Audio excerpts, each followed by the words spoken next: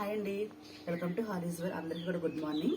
ఈ రోజైతే ఉదయాన్నే నుండి లాగ్ అండి, పూజ చేసుకుంటున్నాను. అలాగే టెంపుల్కి కూడా వెళ్తాము. శివాయ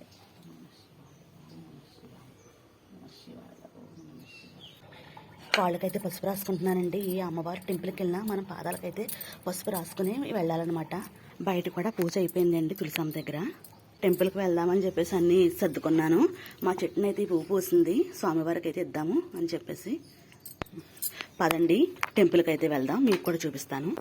టెంపుల్కి అయితే బయలుదేరుతున్నామండి. టెంపుల్కి అయితే వెళ్తున్నామండి. వెళ్ళే దారంతా కూడా పచ్చగా ఉంటుంది, చూడడానికి చాలా బాగుంటుంది. అలాగే చేపల చెరువులు తోటి కూడా చాలా బాగుంటుంది. చూపిస్తా చూడండి. పల్లెటూరు అండి, పక్కా పల్లెటూరు అనమాట. ఈ గ్రామం అయితేని సాయిపురం అనమాట. ఇక్కడ ఒక పెద్ద కాలువ ఉంది, వంతెన అనమాట, చిన్న వంతెన. నీళ్ళన్నీ పాడైపోయి కాలువ కట్టేసాడు అనుకుంటా. పైర్లు చల్లారండి. మనమైతే గ్రామంలోకి ప్రవేశించామండి. మీకు చూపిస్తాను చూడండి. ఇల్లులు అయితే ఉంటాయన్నమాట. అన్నీ కూడా చిన్న చిన్న ఊరిపాకలు పశువులతోటి భలే ఉంటుందండి ఊరైతేని.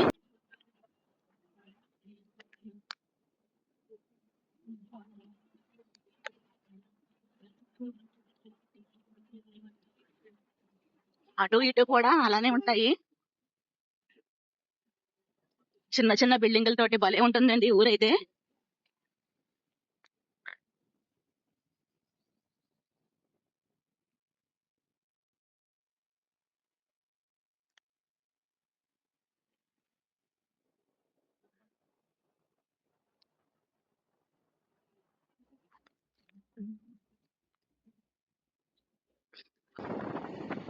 ఇక్కడ కూడా పైర్లు చల్లేశారనమాట. మినువులు పెసలు అంగోండి తీసేస్తున్నారు. రైతులైతే మినువుల్ని పెసలు వేరు చేస్తారు కదా, ఇక్కడైతే కోసేస్తున్నారండి పంట అయితేని. ఇక్కడ కందిసేలు కూడా వేసారండి. ఇదిగోండి ఈ కనిపిస్తుంది కదా, ఇదంతా కూడా కందిసేలు అనమాట. అదే పొద్దుగానే వేసారు. మినువులు పెసలు కందులు ఇవి కూడా పండిస్తున్నారు ఇక్కడ. చెరువులతోటి భలే ఉందండి. అంతా తీయట్లేదు నేను, లెంత్ ఎక్కువైపోతుంది కదా అని చెప్పేసి అందంగా ఉన్న ప్లేస్లో నేనైతే తీసి చూపిస్తున్నాను మీకు. ప్రశాంతమైన వాతావరణం, పచ్చని పైరులతో నిండిన పొలాలు భలే ఉందండి. ఇంతకీ నేను వెళ్లే గుడి శ్రీ లక్ష్మీ నరసింహస్వామి టెంపుల్ అండి. ఆ టెంపుల్లోనే శివాలయం కూడా ఉంటుంది. అన్ని విగ్రహాలు కూడా పక్కనే ఉంటుందన్నమాట అండి. శివాలయం కూడాను శ్రీ లక్ష్మీ నరసింహస్వామి గుడి పక్కనే ఉంటుంది. ఆయన ఏంటంటే స్వయంభూగా వెలిసారనమాట అండి. దగ్గరికి అయితే వచ్చేసాము. మనం అయితే వచ్చేసామన్నమాట. ఈ చుట్టూ కూడా ఎంత బాగుంటుందో చూడడానికి. ఇదిగోండి ఇలా అయితే మనకి లక్ష్మీ నరసింహస్వామి టెంపుల్ అనమాట. లోపలికి ఎలా వెళ్తాము.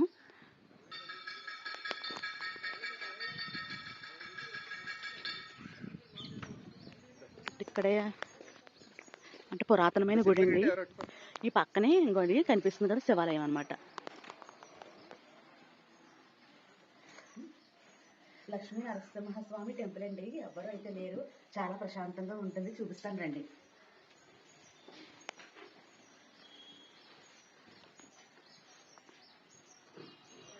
అటువైపు శివాలయం.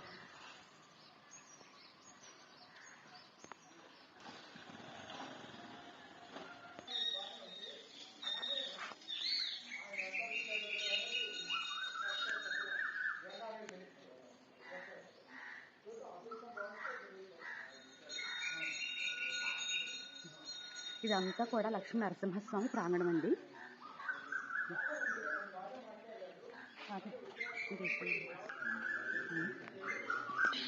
బెల్లం తెచ్చానండి, పానకం ప్రతిరోజు కూడా పెడతారనమాట స్వామివారికి.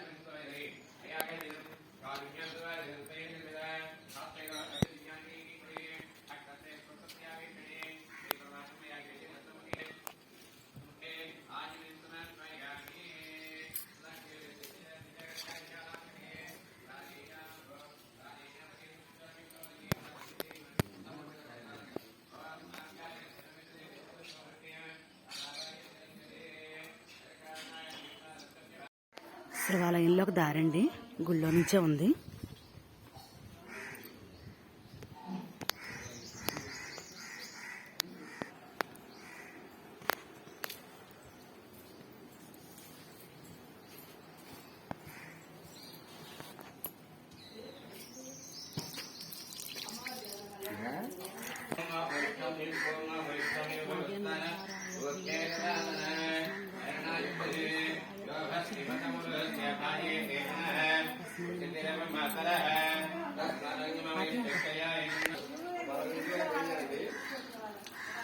నేను ట్రాక్టర్ పూజ చేసి నేను వస్తాను మాట్లాడాను.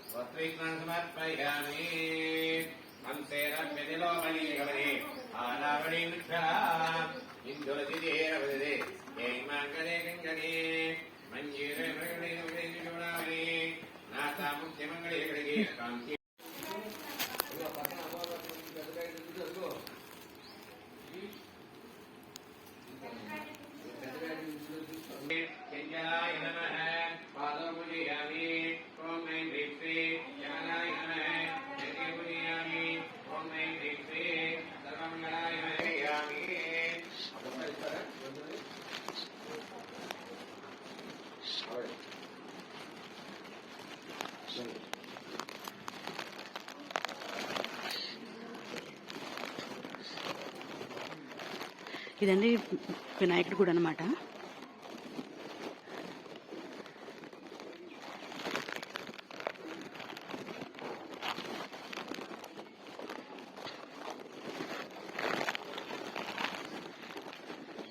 ఇక్కడ దత్తాత్రేయ స్వామి టెంపుల్.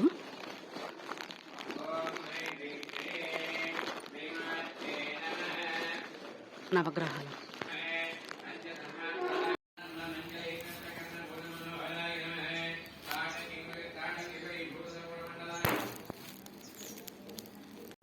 శివాలయం లోపల అయితేనండి వినాయకుడు అలాగే దత్తాత్రేయుడు నవగ్రహాలు కూడా కొలువై ఉన్నారండి. అలాగే వీరభద్రస్వామి వారు కూడా కొలువై ఉన్నారు. మేము ఈ స్వామివారండి బ్రహ్మ సూత్రలింగం అన్నమాట, శివలింగం అండి.